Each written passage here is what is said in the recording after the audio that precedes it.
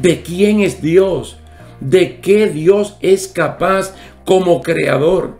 Ellos pusieron en las manos del Señor, pero no de cualquier Señor, sino del soberano, del creador, todas las amenazas del enemigo para no detenerse ni tampoco estancarse, sino para...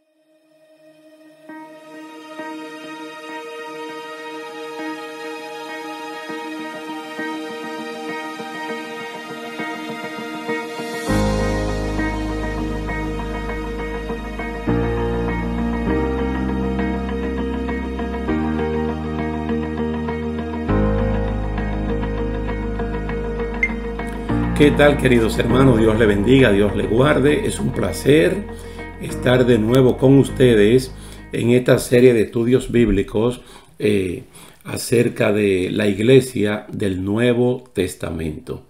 No solamente los orígenes de la iglesia, pero los principios, los valores, y no solamente basado en el libro de los Hechos, sino en gran parte del Nuevo Testamento.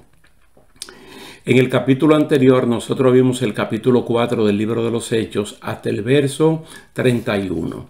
En el día de hoy nosotros quisiéramos ver ese mismo capítulo 4, pero desde el verso 32 al 37. Unidad en todo, son invencibles. Unidad en todo. Recuerden que la palabra que más domina hasta este momento es la palabra unidad, unánime, del pueblo de Dios, del pueblo de los creyentes, que estamos viendo en el libro de los Hechos por ahora.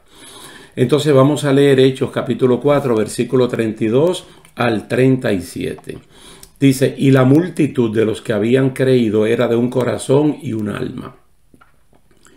Y ninguno decía ser suyo propio nada de lo que poseía, sino que tenían todas las cosas en común.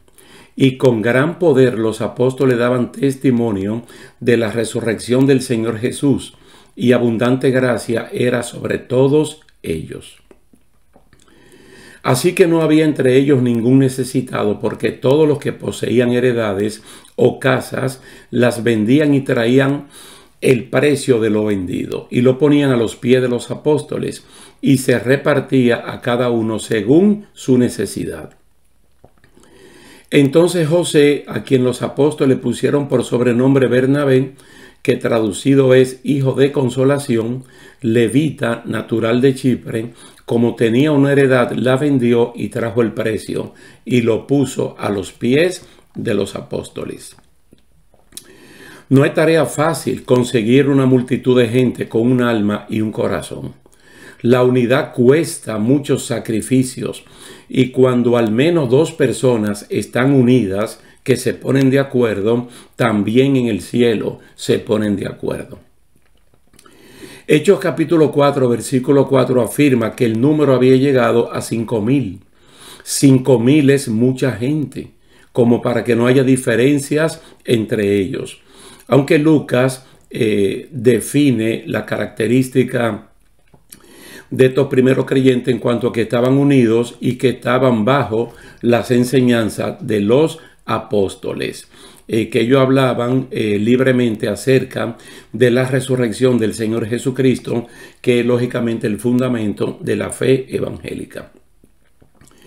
Al examinar este pasaje, el capítulo 4, versículo 32 al 37 de Hechos, hallamos que uno de los pasajes que es uno de los pasajes de más valor comunitario en toda la palabra de Dios.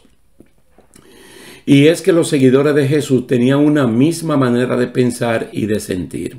Todo lo que tenían lo compartían entre ellos y nadie se sentía dueño de nada. Eso es un gran logro para la naciente iglesia del Nuevo Testamento, que nace con una unidad monolítica, no solamente de estar físicamente juntos, pero también tener el mismo criterio para pensar. Que si yo tengo y el otro no tiene, pues podemos compartir y ahora los dos podemos tener. Este texto debe ser el texto clave o la brújula a seguir como patrón de lo que todo el creciente cuerpo de creyentes debe hacer. Yo creo que es la defensa más ardiente que hace Pablo en las cartas a los Efesios y a los Corintios de la unidad monolítica del cuerpo de Cristo en un solo Señor, una sola fe, un solo bautismo, un solo Dios y Padre de todos, que está sobre todos, por todos y en todos. Pero reconociendo que a cada uno de nosotros se nos ha concedido la gracia conforme a la medida del don de Cristo, según Efesios capítulo 4, versículos 6 al 7. Pero también en 1 Corintios 1:10, 1 Corintios 1:10, Pablo dice: os ruego pues, hermanos, por el nombre de nuestro Señor Jesucristo, que habléis todos una misma cosa, y que no hay entre vosotros divisiones, sino que estéis perfectamente unidos en una misma mente y en un mismo parecer. Este es un milagro grande. Y estamos hablando de dos cartas que posteriormente son escritas, Efesios y la primera carta a los Corintios. Pero viendo esta génesis, este origen de la iglesia cristiana del Nuevo Testamento, vemos una unidad en la forma de pensar. Esto no es fácil conseguirlo. Pero cuando todos tenemos en común la presencia del Espíritu Santo, entonces podemos tener la mente de Cristo. Y todo lo que sea bueno, honesto y verdadero, en eso estamos pensando. Esa cita en la Biblia, la de Hechos capítulo 4, cobra realidad o se hace concreta cuando dice aquí que todos los que tenían propiedades las vendían y repartían el dinero entre todos para evitar así que hubiera algún necesitado entre ellos. El grado de desprendimiento fue tan alto que uno se pregunta si todos hacían lo mismo, ¿por qué solo se ofrece el nombre de uno de ellos? El caso de Bernabé. El caso de Bernabé, que era un levita, natural de Chipre. Entonces, ¿por qué? Porque según Números capítulo 35 y Levítico capítulo 25-34, él como levita no debía vender su propiedad. No obstante a esta cláusula del Antiguo Testamento, Bernabé procedió por la vía de la espontaneidad, por la vía del amor, a deshacerse de algo de tanto valor para él como era su tierra, su propiedad, y compartirlo con el necesitado. Al dar la característica del amor ágape, Pablo concluye que contra tales cosas no hay ley. Cuando Pablo está hablando en 1 Corintios capítulo 13, porque alguien pudiera decir, pero que Bernabé estaba violando una ley del Antiguo Testamento de Número 35 y de Levítico 25, pero la Biblia dice que contra el amor ágape no hay ley. Entonces él se colocó en una dimensión superior a la ley, que era del amor, y decidió vender lo que tenía con tal de repartirlo con los pobres y emparejar con cada uno de ellos. De aquí es que se desprende que quienes vendieron no lo hicieron por mandato expreso de nadie, ni porque la ley lo exigía, sino que lo hicieron por amor y en un momento donde vieron a hermanos o hermanas desnudos y en necesidad y no le dijeron Dios te bendiga, vete en paz, sino que procedieron de la manera que Jesús lo hubiera hecho, porque es más bienaventurado dar que recibir. Eso lo dice Hechos capítulo 20, verso 35. Hechos 20, 35. Y el contexto en el cual uno puede encontrar un hermano, una hermana en la fe en necesidad, aparece en Santiago capítulo 2, versículo 15 y 16. Santiago 2, 15 y 16. Que no es decirle Dios te bendiga, vete en paz. Si él tiene una necesidad y uno tiene con qué cubrir esa necesidad, inmediatamente el amor ágape tiene que accionar. Ahora hay que darse cuenta, hermano, en este pasaje, que este aspecto voluntario del pueblo en vender sus propiedades no fue que nadie se lo pidió, por eso dice voluntariamente. No fue el sistema, no fue la iglesia, no fueron los apóstoles que decidieron crear un evangelio de prosperidad de acuerdo a la iniciativa humana y decirle a la gente que vendieran y entregaran sus propiedades convertidas en dinero. No, fue que ellos vieron la necesidad y se dieron cuenta que con sus propiedades, si las vendían, podían cubrir esa necesidad. En el día de hoy pasa igual, y por ejemplo en la carta misma de Pablo a los hermanos en Galacia, se le dice que el que no atiende a lo suyo es peor que un incrédulo y que ha negado la fe. Mire, como resultado de estar unidos, de orar, de fundamentar sus acciones en la lectura de la Biblia, Dios derramaba abundante gracia sobre todos los creyentes, incluyendo a los apóstoles, y pasan a hechos prácticos de sostenerse unos a otros. Es decir, la gracia de Dios se manifiesta sobre todos ellos y no solamente sobre el liderato compuesto por los apóstoles. Los apóstoles en sí no se apropian de la verdad de la resurrección, sino que la compartieron con los que no fueron testigos para hacerlo partícipes de la misma bendición. Es decir, si están compartiendo lo material, si están vendiendo propiedades para cubrir necesidades materiales, ¿por qué no compartir la parte espiritual también? ¿Cuál es la necesidad de ellos que no conocen de la resurrección de Cristo? ¿Cuál es la bendición de ellos que ellos la conocen? Entonces, ¿qué ellos hacen? Compartir esa bendición. Compartir esa bendición. En Primera de Juan, capítulo 1, versículo 3, Juan, hablando en nombre del resto de los apóstoles, afirma: lo que hemos visto, lo que hemos oído, eso os anunciamos, para que también ustedes tengan comunión con nosotros. Es decir, lo que hemos visto, lo que hemos oído, lo que hemos contemplado, lo que hemos palpado, nosotros los hacemos a ustedes receptores de esta bendición para que tengamos la misma unidad de criterio.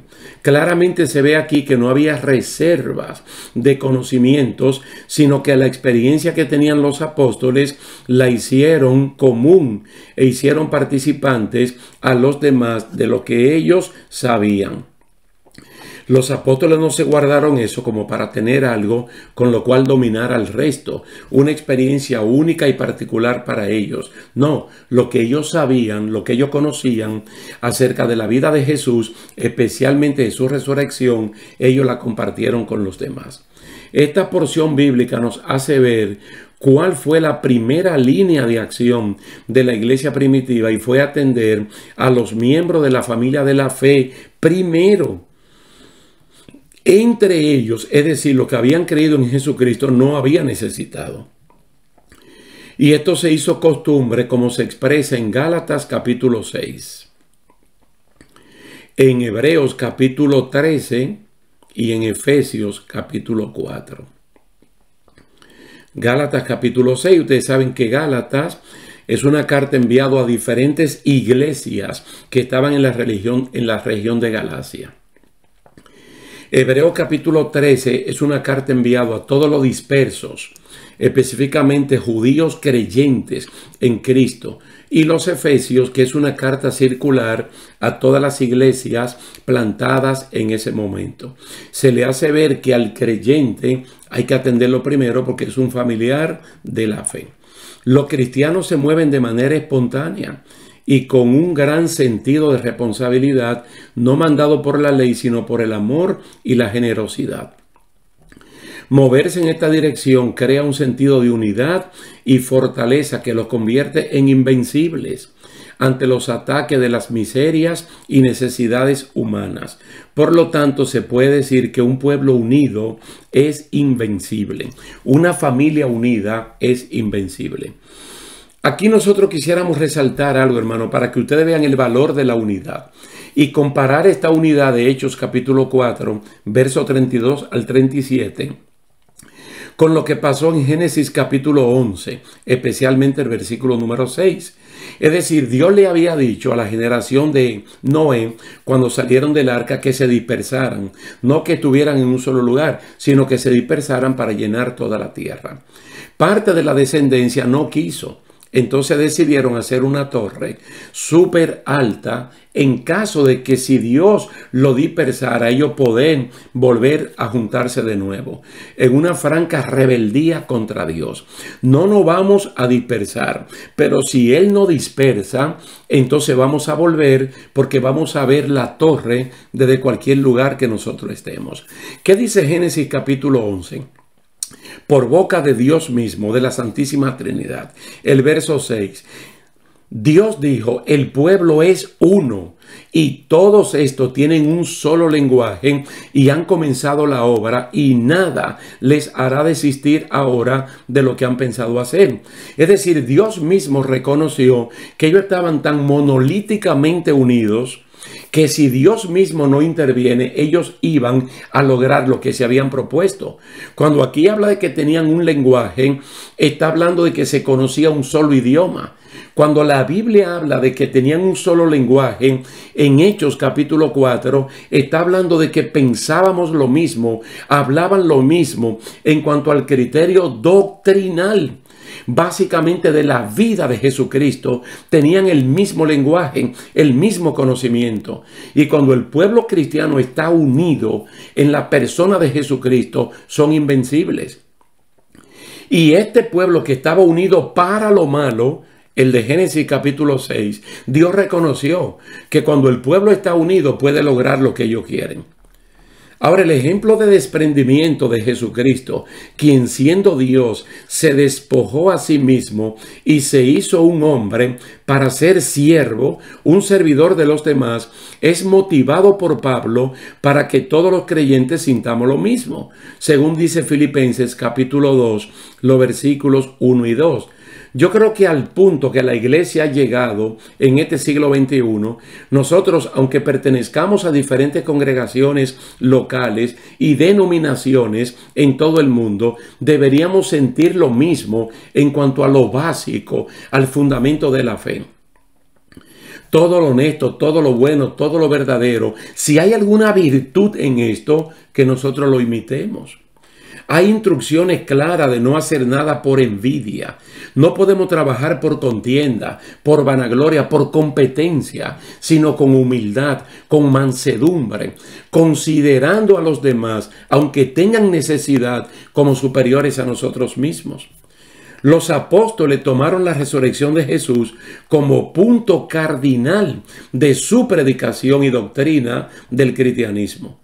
No se puede llegar a la resurrección si primero no hay muerte. Y Jesús se ofreció como muestra de amor y entrega, dando su vida por los pecadores. Si Jesús hizo algo tan grande y lo hizo por puro amor, nosotros los creyentes debemos imitar su ejemplo tan digno y lleno de valores como el de Jesús. ¿Qué es lo que nosotros podemos sacrificar que Dios ya no lo haya hecho? Mira, hay un pasaje que regularmente nosotros lo utilizamos para motivar a los dadores alegres a seguir colaborando con la obra de Dios y es Primera de Crónicas 29:9. Allí resalta que lo que el pueblo hizo en ese momento por la obra de Dios lo hicieron por amor, voluntariamente, espontáneamente y lo hicieron de corazón.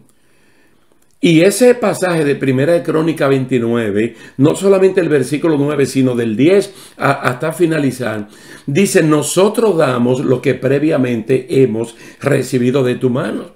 Y es lo que Pablo les recuerda a los corintios al decirle que el que le da semilla al que siembra y pan al que come es Dios.